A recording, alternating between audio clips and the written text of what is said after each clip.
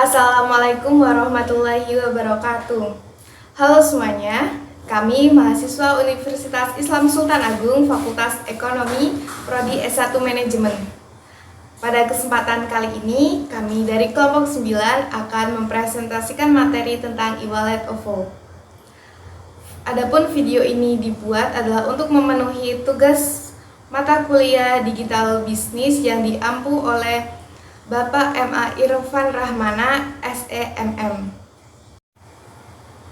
Namun sebelum kita melanjutkan presentasi dari kelompok 9 mengenai e-wallet OVO, izinkan saya untuk memperkenalkan anggota dari kelompok 9. Yang pertama ada Rizka Rahmawati, kemudian selanjutnya ada Rian Mardadinata, yang ketiga ada Serli Rika Amelia, yang keempat ada Sylvia Amara Eka Putri, dan yang terakhir ada Siti Rofiko Kholilia. Baik teman-teman semua, pasti kalian semua sudah tidak asing ya dengan e-wallet. Nah, kalian sendiri tahu nggak apa itu e-wallet? Aku jelasin ya, e-wallet merupakan aplikasi transaksi keuangan yang dapat digunakan di perangkat mobile dengan internet sebagai perantara. Nah, e-wallet sendiri ini merupakan dompet digital yang memiliki beberapa kegunaan.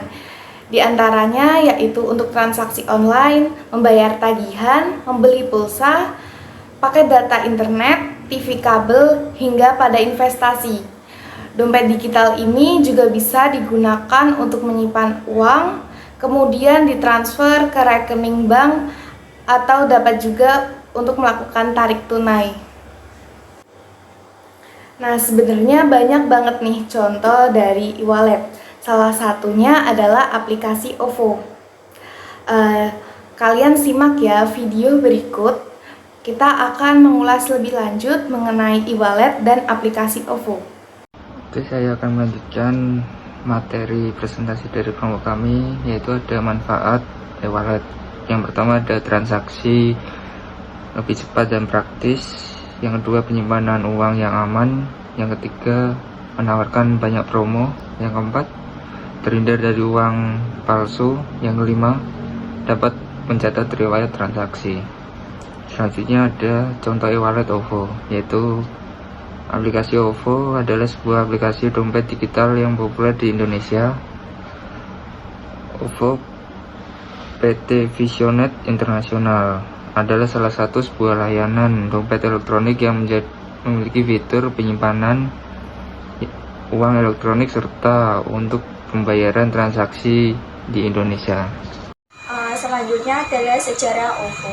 Nah, OVO awalnya didirikan oleh Lipo Group dan mulai beroperasi tahun 2017 mendapatkan izin e-money dari Bank Indonesia untuk beroperasi sebagai perusahaan fintech. Nah, pada Desember 2017 diumumkan bahwa Tokyo Country Corporation menginvestasikan dananya sekitar 116 juta dolar US untuk 20% saham di startup tersebut. Nah, pada tahun 2018 perusahaan transportasi Grab juga berinvestasi di OVO.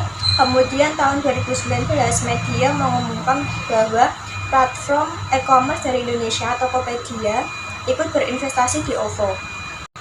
Selanjutnya yaitu jenis keanggotaan OVO. Nah, keanggotaan OVO sendiri yaitu ada dua jenis. Yang pertama yaitu jenis OVO Club.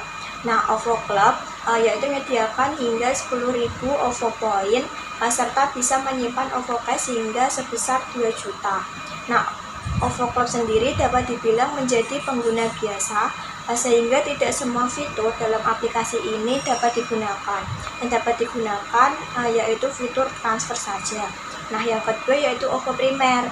Nah, OVO Primer sendiri itu menyediakan 10.000 OVO Point dan bisa menyimpan OVO Cash sampai saldo tertinggi yaitu 10 juta. Nah, penggunaan juga bisa melakukan transfer ke semua bank serta gratis transfer ke semua penggunaan fitur OVO. Yang pertama ada promo berlipat, di mana terdapat OVO Point yang merupakan loyalitas rewards setelah Anda melakukan transaksi maupun pembelian pada OVO ataupun partner OVO lainnya. Yang kedua ada promo memikat. Meski tidak seperti dulu lagi, namun OVO masih banyak menawarkan promo dan diskon habis-habisan untuk menarik customernya. Yang terakhir ada bayar tagihan. Pada aplikasi OVO, Anda bisa melakukan pembayaran maupun pembelian, baik dengan OVO Cash maupun OVO Point, seperti membayar tagihan listrik, isi pulsa ataupun token listrik, maupun membayar tagihan BPJS Kesehatan, dan lain-lain. Untuk cara penggunaan OVO, yang pertama, download dan install aplikasi OVO melalui Google Play Store pada smartphone. Kemudian isi data pribadi seperti nama, nomor telepon, dan alamat email. Masukkan kode OTP yang telah dikirim OVO melalui SMS ataupun email. Kemudian tunggu proses verifikasi dan pilih kode keamanan. Setelah itu, akun OVO Anda akan aktif dan segera dapat digunakan. Selanjutnya ada 3 cara pembayaran menggunakan OVO. Yang pertama melalui kode QR. Langkah yang pertama yang harus dilakukan tentunya harus membuka aplikasi OVO. Lalu klik menu scan, lakukan scan QR barcode, konfirmasi pembayaran, lalu sudah selesai, dan jika sudah menerima notifikasi pembayaran berhasil, saldo OVO akan berkurang secara otomatis. Yang kedua bisa melalui nomor telepon. Langkah yang pertama, buka aplikasi OVO yang terpasang di ponsel. Ketik kode PIN OVO yang telah didaftarkan sebelumnya. Pilih menu transfer yang terdapat di aplikasi. Selanjutnya, masukkan nomor telepon yang terdaftar di OVO pada mesin IDC Merchant. Lalu tunggu beberapa saat hingga kamu mendapatkan notifikasi yang berisi informasi bahwa pembayaran telah berhasil dilakukan. Jika sudah mendapatkan notifikasi, saldo OVO akan berkurang secara otomatis. Lalu yang ketiga, bisa melalui scan barcode. Buka aplikasi OVO, lalu klik menu scan. Tahap selanjutnya, perlu tunjukkan barcode ke kasir untuk melakukan proses scanning. Pemberitahuan pembayaran akan masuk ke aplikasi OVO. Bila transaksi pembayaran melebihi 100.000, harus mengonfirmasi pembayaran dengan password. Ada kelebihan aplikasi OVO. Yang pertama, transaksi lebih aman.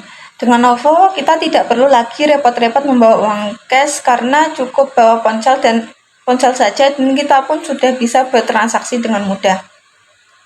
Yang kedua yaitu tampilan UI sederhana. Yang ketiga, transaksi cepat. OVO juga menawarkan proses transaksi yang tidak ribet atau merepotkan. Kita bisa bertransaksi dengan nyaman tanpa butuh berjam-jam. Yang keempat yaitu fitur menarik. Banyak fitur menarik yang ditawarkan OVO. Kita bisa memanfaatkannya sesuai kebutuhan. Bisa isi pulsa, pembayaran merchant, hingga transfer antar bank, dan lain-lain. Yang kelima ada OVO Point. OVO Point adalah sebuah fitur menarik berbentuk loyalty reward. Jika kita sering memakai OVO Cash, buat transaksi bisa berpeluang mendapatkan OVO Point. Yang keenam, banyak penawaran promo cashback. Kelebihan OVO berikutnya yaitu banyak sekali promo dan penawaran, terutama untuk penawaran promo cashback yang biasanya diberikan cukup besar dan tentunya ini menguntungkan pengguna. Kelebihan OVO yang terakhir yaitu tidak ada bunga, karena OVO adalah aplikasi digital payment untuk bertransaksi sehingga tidak ada bunga meskipun kita menyimpan banyak dana di aplikasi ini. Selanjutnya ada juga kekurangan aplikasi OVO. Yang pertama, upgrade akun merepotkan. Pengguna awam dan baru yang memakai OVO Club biasanya harus upgrade terlebih dahulu ke OVO Premier agar mereka bisa memakai layanan e-wallet dengan leluasa. Yang kedua, adanya biaya admin. Salah satu resiko memakai e-wallet tentu saja kita akan dikenakan biaya admin. Yang ketiga, gangguan layanan. Memakai OVO tidak selalu lancar saat digunakan transaksi. Ada waktu-waktu tertentu aplikasi ini mengalami gangguan layanan atau maintenance. Kekurangan yang keempat yaitu masih ada limit. Ada beberapa limit baik untuk limit saldo maupun transfer. Yang kelima, fitur pembayaran belum lengkap. Masih banyak fitur pembayaran yang tidak bisa dilakukan seperti membayar BPJS ataupun pajak PBB. Kekurangan yang terakhir yaitu merchant mas terbatas, sehingga kita kesulitan dalam pembayaran di beberapa tempat tertentu menggunakan OVO. Baik, dari presentasi yang sudah dijelaskan oleh kelompok kami tadi, sedikit yang dapat saya simpulkan yaitu e-wallet merupakan sebuah dompet digital yang sangat bermanfaat untuk transaksi online kita. Nah, salah satu contoh dari e-wallet tersebut adalah aplikasi OVO. Aplikasi ini mempunyai beragam fitur yang menarik untuk pembayaran digital, dan dari segala manfaat yang diberikan dalam aplikasi ini dapat membuat transaksi online kita menjadi lebih mudah. Baik teman-teman, sekian dulu presentasi dari kelompok 9 mengenai e-wallet OVO. Saya selaku perwakilan dari kelompok 9 mengucapkan mohon maaf apabila dalam penyampaian materi kali ini terdapat kesalahan.